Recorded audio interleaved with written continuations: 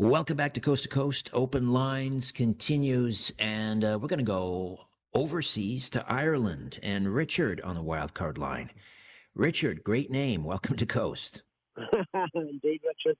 Good to talk to you. You're in a beautiful part of the world.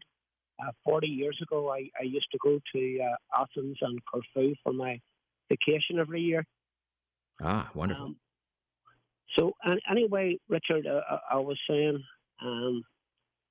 I wanted to tell you a story, and I've actually only told this to one other person, and that was the late, great Art Bell. So, about 40 years ago, Richard, I was in my late 20s, and probably earning more money than I should, and I enjoyed a drink. And whenever I went to the bar, in those days I was a bit of a show-off. I liked to buy the bar a whole drink and whatever. But I was in the bar one night, it was upstairs, and I was being social. And my hair, Richard, was ginger. Well, I suppose it wasn't ginger, it was what Americans would call strawberry blonde. So anyway, all of a sudden, I had had about 4 or 5 drinks, and this old guy with pure white hair and heavy black rimmed glasses hit me across the back of the head. And he said the AH word to me. And he ran down the stairs. Well, I ran after him, Richard. And I chased him for about 2 blocks, but I couldn't catch him. And at the very last block, he turned round the corner and he just looked at me and he shook his head. And he went round the corner and he was gone. So Wow. I went back to the bar and I went upstairs and I said, "Where did you go?" I said, "Well, that guy hit me in the..." He said, "What guy? We didn't see anyone." Well, Richard, bring it on 40 years. And every morning, I wake up, I put on my black rimmed glasses, and I look at my pure white hair in the mirror. Ah, ha, ha. That was you in the future. Yeah. And I think there's a scientific explanation for it, Richard. I think it actually says that, time maybe isn't linear. And I think it was a warning to myself that, you're not able to handle alcohol, don't take it. Did you heed the warning? No, I didn't. Well, you're still here. You're still with us. And that's an amazing story. Yeah. Thank you so much, Richard. I appreciate it. Great story. That's always a fun question to ask. If you could speak to your, let's say, 12 or yourself, go back in time and speak to yourself, have a conversation. You're whatever age you are now. So I'm 59. If I could go back and speak to myself when I was 12 or 14 or 20 or 30, what would I say? It's always not just fun. I mean, it's kind of a profound thing to contemplate. All right, let's say hi to Mayat in New York. Mayat, welcome back to Coast. How are you? Yes, good morning. I love the spooky season and such a great program, and Tommy is golden. But I want to tell a brief story that happened to me that seemed to have been an ancestor, guardian angel, when I was really, really, creative type. Sometimes we're dead tired, and I got woke up because I had left. I was making some water for a tea, and it would have been a disaster in terms of the kitchen fire and all. So, but I also want to share, Richard, one idea. You mentioned a collectible story, okay, in terms of the Beatles albums. Why not bring on a guest who has a certain collectible specialty and general knowledge about the art and science of collecting in the market, okay? But I want to... That would be fun. Yeah, that's a great idea. That'd be a lot of fun. Sure. I want to share 3 films.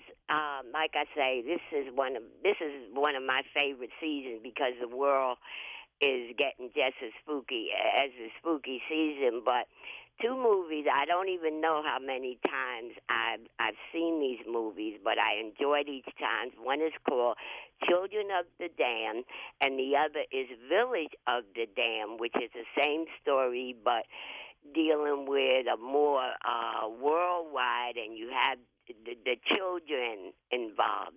When I hang up, are you familiar with those movies? A little bit. I remember. I remember Children of the Damned. I think I've seen parts of that. That's. I just remember seeing children with the eyes of these children. They're all they have are the whites of their eyes, and that stuck with me. That image. Into the future and very violent and controlling and dominating. We seem to be going in that direction. But the last movie was a new movie. With Richard Burton, I hadn't seen or known of called The Medusa Touch. And this is someone, I guess it was along the line of Firestarter Carrie or something, which I'd never seen, but where he actually, and I don't know how they filmed that scene with the, which cathedral was that in England, where it just fell down through Richard's psychic power, and the policeman rushes in and disengages him from. It is an interesting story from his survival, even if losing much of his brain in an attack against him. It's a very interesting story. But if any of the coasties, and I want to wish everyone such a beloved radio community, Coast to Coast is.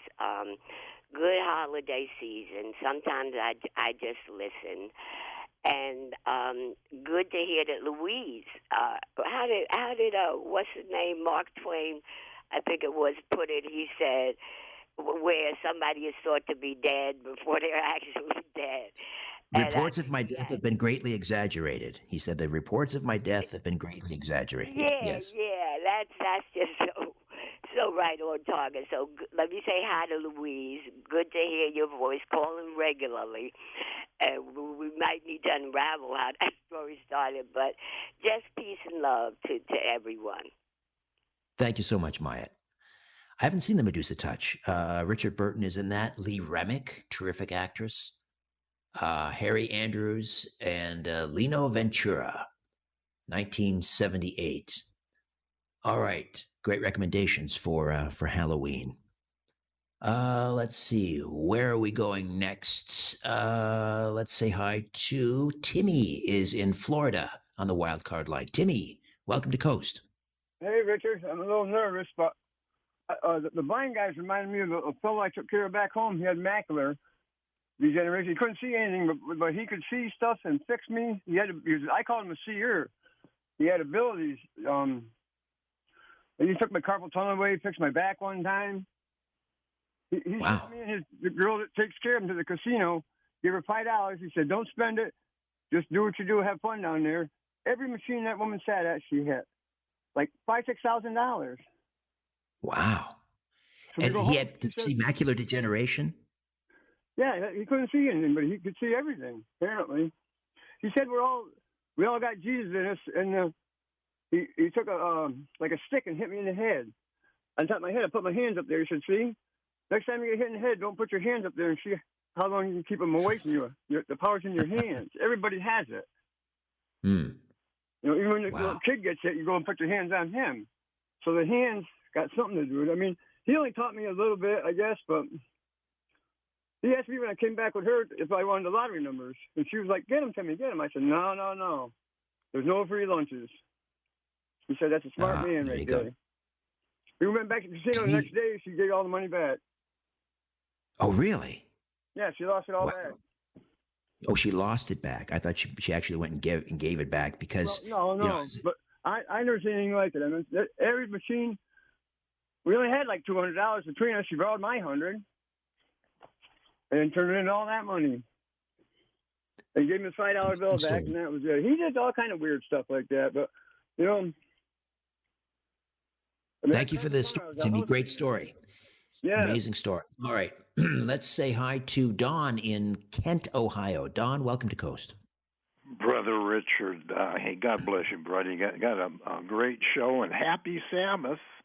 Hey, I was watching this YouTube video, Chris Turner Productions, and he had a guy by the name of Richard Bruce on, who was publishing some things about shapeshifters, and he was getting hassled by the Los Angeles Police Department. They had a helicopter in the air, and he showed an orb right next to it. And it was interesting because when the helicopter made a banking turn, the orb was hit with the sunlight, and it reflected. So it wasn't a bird or anything like that. It was a metal object. Now, this thing had no exhaust. It made no sound. And can you imagine no more pollution, no more utility bills, and our kids don't have to go in these foreign oil wars? What do you think? Well, that's the speculation as to why we have disclosure for 70 years, that they, I guess, Richard Dolan would call them a breakaway civilization. They have this technology. They're already off planet. They're building deep space platforms. They have all of the toys and Apollo and the shuttle program and whatever is coming next, still using old-fashioned rocket fuel. That's just window dressing. That's the speculation. I think there may be something to that. There may be something to that. I think whether the technology is off planet or not, or whether human, whether you subscribe to maybe Michael Cremo's extreme human antiquity, where we have developed technology, our technological civilization reaches a zenith, then some catastrophe wipes us out, basically hits the reset button. We start over again, but somewhere, somehow, some group, some secret society perhaps retains that ancient knowledge, while the rest of us have to start over. So there's kind of two ways of approaching it. I'm not sure which one is correct, but I certainly believe that at a certain level, people are in possession of technology, well, as Ben Rich said from Skunk Works, that is 50 years, at least 50 years, beyond our wildest imaginations. Let's say hi next to Chris in Florida. Chris, welcome to Coast. Hi, Richard. I was wondering if, like me, as a talk show host on radio shows before, both broadcast and internet networks, have you seen interference, spiritual interference with mass communications, whether it's for better or for worse? Say, certain board ops, or electrical issues. And just to follow up on Cornelius's talking about his community access situation. And are you asking, Chris, whether it's happened to me personally, whether I witnessed it? Or seen it? Yeah, if you've seen it, maybe on a certain issue that there might be interference, that obstruction to want to prevent it from getting out, whether, say a board op starts acting up, or electronics start acting up, or both. And, of course, prayer certainly does help resolve things. Well, I'll tell you a story, and I don't know whether this was a demonic interference, spiritual warfare, or what, but it was very odd. I've just got about 3 minutes here. Hopefully I can sneak this story in. So on 3 separate occasions, I on a podcast, on Coast, and maybe I also had a weekly syndicated radio program at a Toronto radio station. So on 3 separate occasions, the topic was Robert Johnson and the Crossroads, and the legend of Robert Johnson and the Crossroads, where he, had no ability to play the guitar. He went away, came back, I don't know, a year later, and he was this, impresario on the guitar, blues guitar. And the legend is that he went to the Crossroads, and the devil taught him to play guitar, and then he practiced in the graveyards and so forth, and then came back into town, and he was, just amazing. So on 3 separate occasions, I'm talking about that. Once with, actually twice, I think, with R. Gary Patterson, the late R. Gary Patterson, and there was another author during the 3rd time. And in each of those broadcasts, when we were on Coast, I don't know if Tom, you were working, or Dan, if you remember this, but we got thrown off the air. I don't know what happened. We were off the air for, I don't know, maybe 5-10 minutes.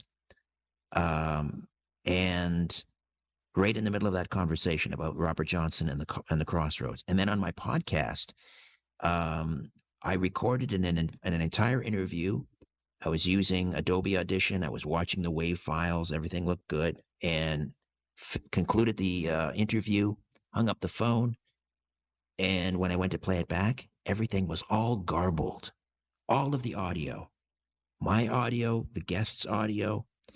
And then same thing on that was the podcast. And then on my weekly radio show, our Gary Patterson again, got thrown off the air. It was never seen anything like it, never experienced that before or since. So there you go. Let's see. Do I try and squeeze one more in? I think so. Very quickly. Brian's in Washington State. Brian? Yeah, I'm here. Yeah, very quickly. Oh, you know what? I'm going to get you to hold on. I think Dan was trying to warn me. Don't do it. Don't do it. So yeah, we'll get to your call in just a moment. I said Dan. I meant Brian. Brian in Washington State. All right, we're getting some terrific calls tonight, right here on Coast to Coast AM. Stay with us. And Brian in Washington State, we held him over through the break. Thanks for your patience, Brian. Welcome to Coast. Hi, Richard. Great show. Hi. Thank you. I was going to say to one of your callers really quick, the Children of the Damned you guys talk about, Iron Maiden, that band from England, they wrote a song about Children of the Damned. So I'll jump to my subject really quick. I don't want to get sidetracked. Like Cornelius was talking today and others, when you see like supernatural electronic things going off, I wouldn't jump to the negative thought. I've had something happen to me. I don't have enough time to talk about it. This higher energy, this happened to me 30 years ago. You could say it's a UFO, but it changed my whole life. It was like this brightest light and middle of the light, lost time and all that story. And then since then, turning off, I think I've talked to you about this before, Richard, like turning off street lamps. The numbers 11 come up all the time. Just the other day in my whole neighborhood, I just came home from work. I work evening shifts. It's great timing when I could listen to your guys' radio station when I get home. And the only house in the whole neighborhood was mine. I turned off the power. I found out the next day, we had no power. I mean, I was the only one that didn't have power. And so I guess I could just say to others, I wouldn't jump to like a dynamic, however you say that, a bad thing.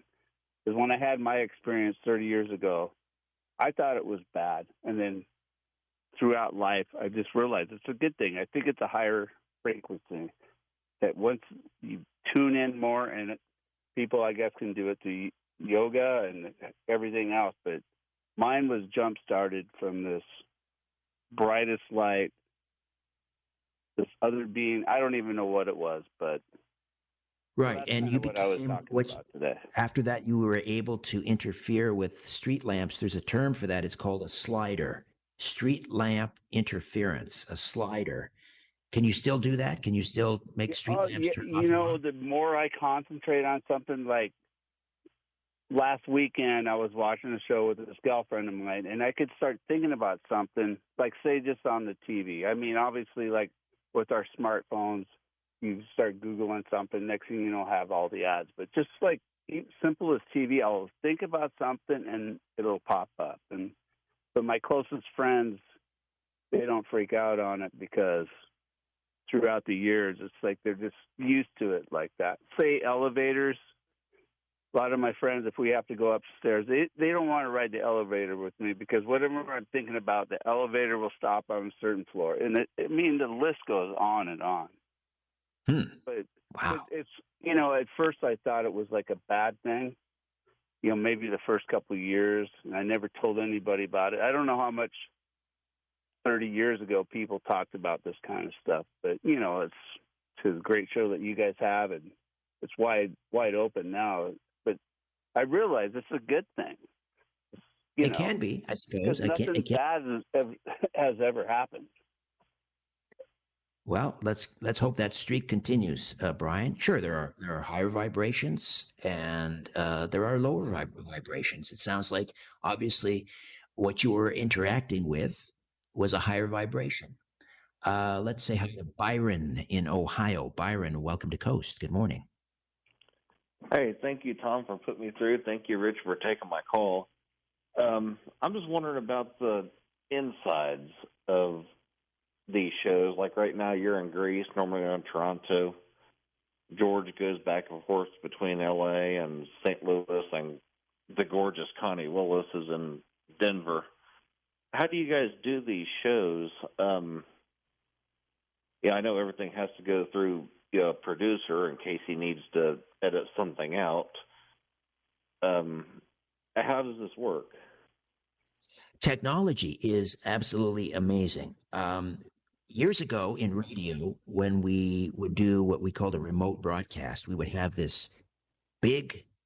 I worked at a couple of Toronto radio stations, and they would take the host and they would send them, let's say, to the Canadian National Exhibition every summer.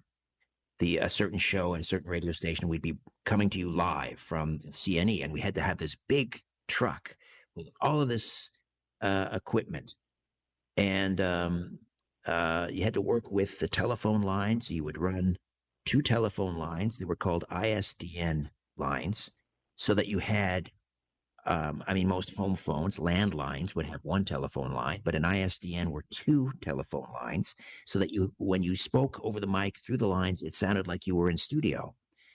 And then flash forward to today, and I'm sitting here in Athens, and I've just got my laptop and a good internet connection. I plug directly into the modem using an Ethernet cable, so I'm getting the best possible internet connection, and using an app on the computer, on the laptop. I'm able to communicate, and Dan Galante speaking in my ear, and Dan Heiser can speak in my ear, and we can talk, during commercial breaks, and, they're running the show back in LA. I'll tell you a quick funny story. When I'm in Thornhill doing the show, and I'll be in the basement in my little studio there doing the show, and of course my voice is traveling through the internet and going out to Los Angeles.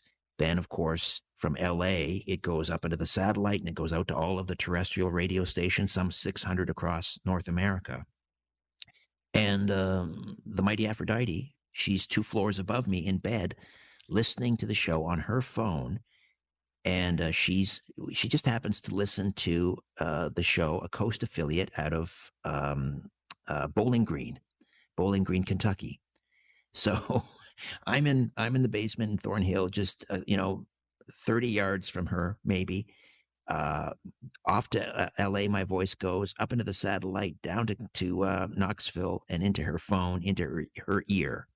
So we just marvel at the technology. It's remarkable. But that's what we can do today. We can do the show from anywhere. It's light, it's portable, and it sounds pretty darn good, I think. So that's how it's done. Thanks so much for the call, Byron. Let's say hi next to, where will we go? Chris is in Florida. Chris, welcome to Coast. Oh, we lost Chris. All right, let me just refresh here. John is in Oakland, California. John, welcome. Hey, Richard. Hey, it's hi there. Talking with you. You too.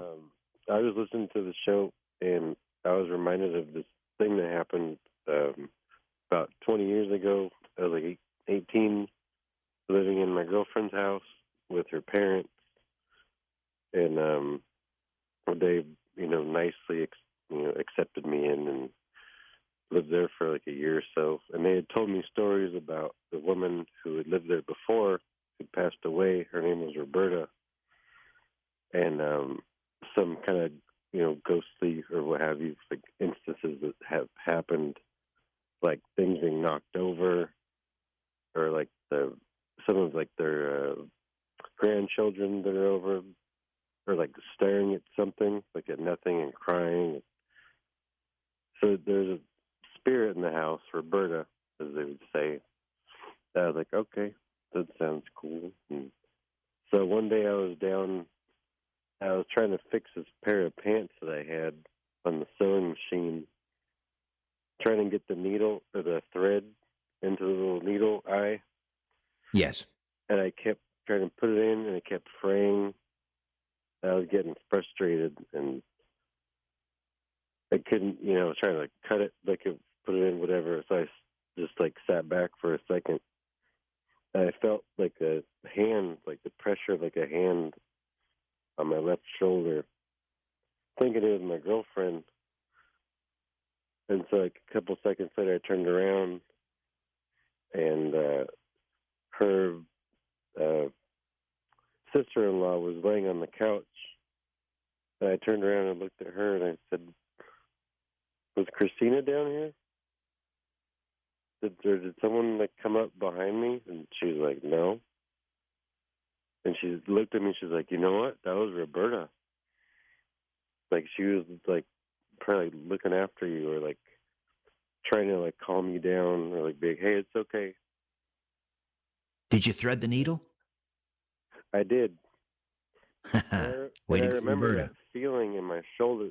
I was thinking, was it a muscle spasm or something like that? But I was 20 years, ago.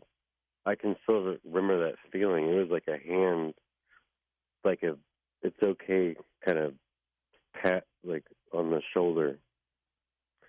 And It stuck with you. That's powerful. That's a powerful moment in your life that stays with you no matter what. I mean, that to me just sort of reinforces that's a real experience because you remember it, because it sticks with you. Yeah, I can't forget that. It was just an interesting thing that sparked up as I was listening to your show. Appreciate it, John. Great call. Thank you so much. Let's say hi to Tom in Elgin, Illinois. Tom, welcome to Coast. Yeah, Richard, thanks. Can you hear me, Richard? Yes, I can hear you loud and clear, Tom. Good. Okay. It was in the early 70s. It was winter, and my wife and I went to see a lecture by Father Woods at Barrett College in Lake Forest, Illinois. And it was very strange. He was giving a lecture on witchcraft, telling about good witches and bad witches. Mm-hmm. So we left a little early because we didn't want to get involved with the crowd leaving. And the college was on a hill, and we had to go up, several flights of stairs to get to the college from the parking lot. And we were joking about it and said, "Oh, these witches, they're not for real." And all of a sudden, something picks up my wife, and she flies down the hill. Something picked her up and dropped her in a snowbank. Wow. And to this day, she can still hear the wind whistling through her ears. My word. Picked her right up. And you saw her yes, what? I saw her through the air? flying. I ran after her, screaming down the hill. Marcy, her name is Marcy. Marcy, Marcy. It was really something to experience. Anything like that ever happen again? No, never again. We did see her father, who had passed away when we lived out in California, and we saw an image or like a ghostly figure or smoke coming through the front door of the house, because he had never seen our house out there. But my wife saw it on a separate occasion, and I saw it on a different occasion too. So he definitely came to visit us. Great call, Tom. Thank you. That's a spooky one. I don't know. How would you recover from something like that if you either witnessed it or particularly if it happened to you? You feel yourself being picked up by some invisible presence, carried a short distance, and then thrown into a snowbank? How do you ever go back to life as you knew it? I mean, everything in that moment, everything must change forever. First-time caller Paul is in Massachusetts. Paul, welcome to Coast. Hey, Richard, how you doing? I'm well. I'm doing good today. This is my second Good. time actually calling you. I called you. We don't have a second-time caller line, so that's okay. Oh, sorry. That's okay. Yeah, I love listening to you at night. I wake up sometimes real early, and I catch the end of your show, and I heard you talking about the Beatles. And today's my birthday, and for years... Hey, happy birthday. Song. Thank you, happy and I'm birthday. 64. And for years I sang that song, Will You Still Love Me? When I'm 64, and today I'm 64, so I can really sing the song. And when I heard you talking about the Beatles, it just brought it up, and I said, I got to let Richard know, because I just like talking to you. You're like almost like a friend, because I'm like when I wake up early in the morning, there's no one awake, so you're my friend early in the morning. Oh, I'm honored, and I'm honored and humbled by that, Paul. Thank you so much. I'm glad that great like your voice is so soothing, and it's so nice to listen to you. You're a great interviewer. I just love listening to you, you know, and I'm glad I got through on my birthday. Thank you. So happy birthday from everyone here at Coast to you, Paul. And what are your plans for today? How are you going to celebrate this milestone, 64? Actually, I'm just helping a friend move some furniture, and I need to go speak at a detox. I'm in recovery. 28 years. I just celebrated 28 years this month in recovery. And I have a commitment at a detox, and it falls on tonight. So on my birthday, I'm going to speak at a detox. Wow, that is an incredible. That's an incredible accomplishment, Paul. 28 years in recovery. Yeah. Congratulations, and again, happy birthday. Thank you. And then tomorrow I'll go for dinner with my wife and my daughter. So nice, wonderful. Well, happy 64th, my friend. Thank you so much. My pleasure. All right. Great calls, as always. You never let me down when I'm sitting in the air chair on a Friday night, Saturday morning. For George Norrie, George Napoli's Alliance, Stephanie Smith, Tom Danheiser, Dan Galanti, Chris Burrows, Tim Banal, and Sean Ladisor, I'm Richard Serra. Thank you for your ears and your voices. Your beautiful voices. Until tonight, so long for now.